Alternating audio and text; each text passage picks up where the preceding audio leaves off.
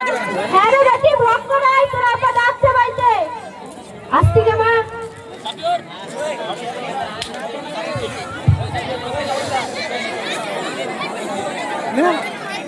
হ্যাঁ রে আপা হ্যাঁ রে বেটি কোনে গেছিলি?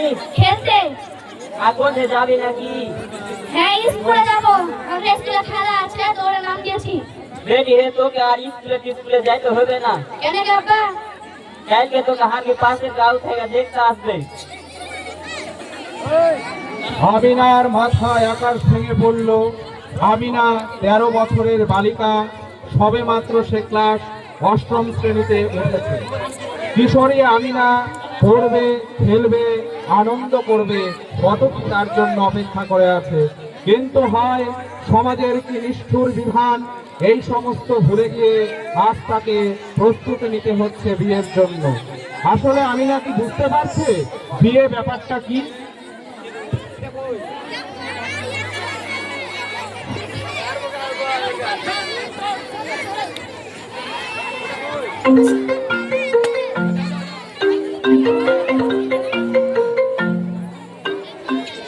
বাজি হে যাবা তুই এখন কোনটা আছিস বেটা? জঙ্গলে টাওয়ারে কাজে যাবা?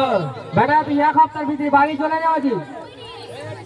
আমি বাড়ি দাঁড়িয়ে যাবো না, পরীক্ষা টরীক্ষা দিয়ে যাবা? পরীক্ষার কথা লয় রে বেটা, বিয়ে করবি না? বিয়ে যাবা? উড়ে আমার বিয়ে রে, উড়ে।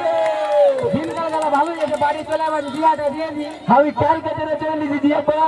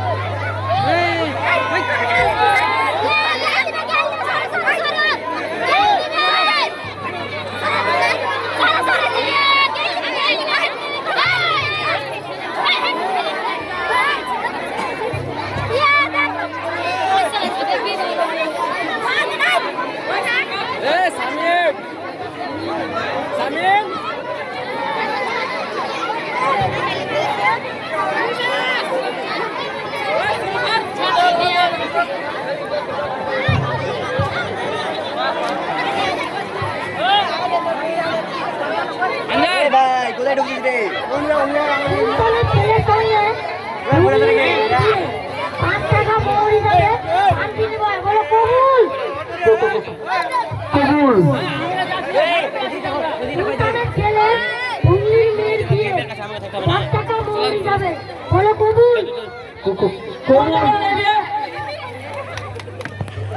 এই কি হচ্ছে এখানে?